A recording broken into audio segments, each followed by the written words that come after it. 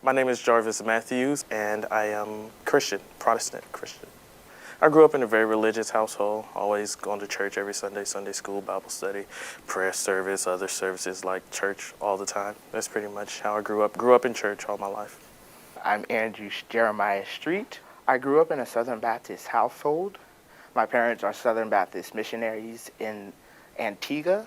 I guess right now I'd call myself Baptist, not Southern Baptist. I make the distinction. I go where the Spirit of God leads. My name is Avi Shapiro, and I was raised Jewish in the Reformed tradition. Some days I'm agnostic, some days I'm atheist. It depends on the day.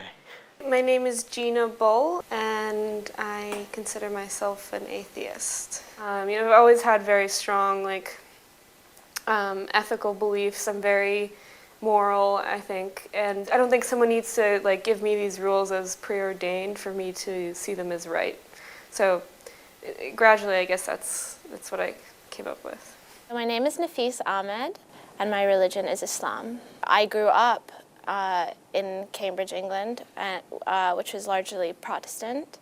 And then I moved to Bethesda, Maryland, and I had a lot of Christian and Jewish friends there.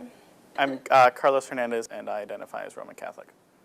I think it was forced upon me around 4th grade. You all have to go to Sunday school, things like that. And then I sort of started picking up on it on my own in high school, mostly because most of my friends at school were Catholic, and then from there, I became a little bit more involved than even my mother. So that's my religious upbringing. I'm Christian Lambert, and I am a Buddhist.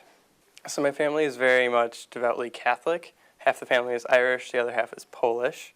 So I was raised Catholic. I just sort of wandered into the library, got a few books, read about Buddhism, and what I found in the teachings just sort of clicked with everything that I was thinking up to that point. My name is Shahini Sarkar. I'm Hindu. It's very much like a way of living, so it kind of just permeates everything I do. The way I think, my interactions with other people. I was born a Hindu, so I've always been. And I think since coming to college, though, my religion has become a lot larger in my life. Whereas before, it was something that I didn't really spend as much time thinking about. My name is Bita Dadfar, and I'm a Baha'i. Part of being a Baha'i is embracing the oneness of religion. The analogy I like to use is that each religion is like the chapters of a book, and each chapter has different themes. So, just because you're reading the latest chapter doesn't mean you're recanting the other chapters of the book. Rather than having to, pick and choose, it's really embracing what God is trying to teach mankind through each chapters of the religions.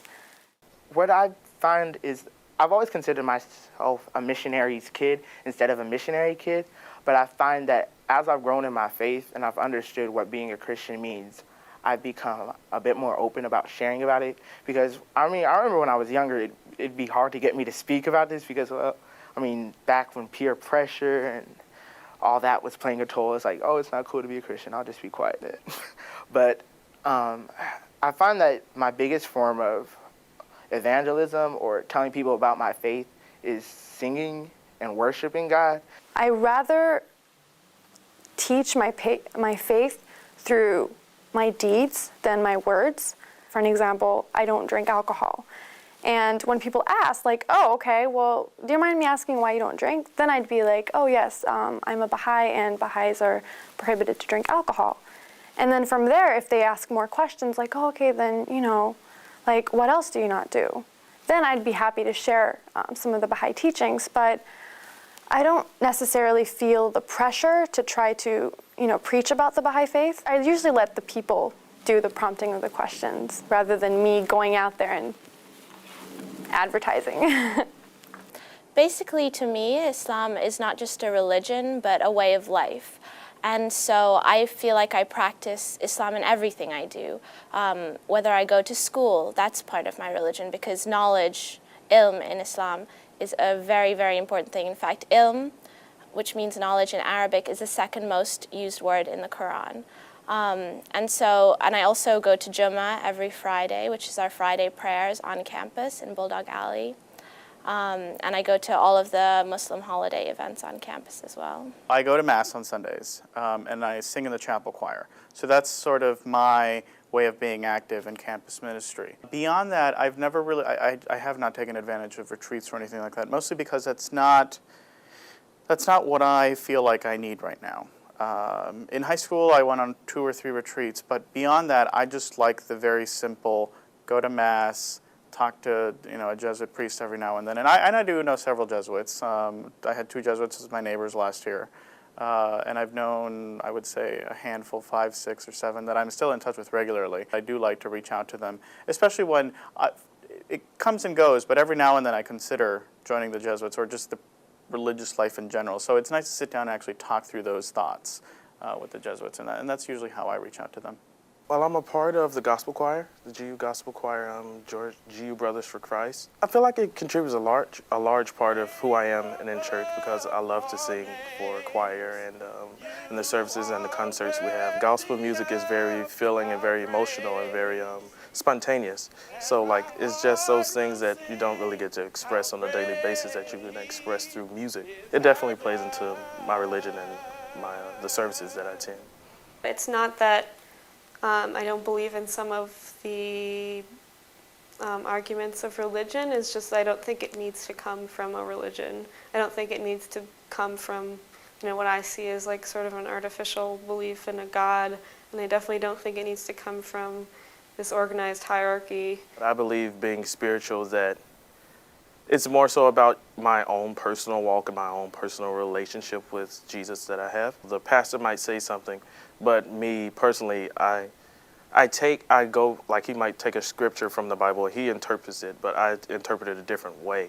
Or I would just take his way of saying it and also put it with mine and mesh and see what we come up with. So it's just a way of personally finding a way to not be so structured within the, I guess within the realm of religion and the boundaries that are set up.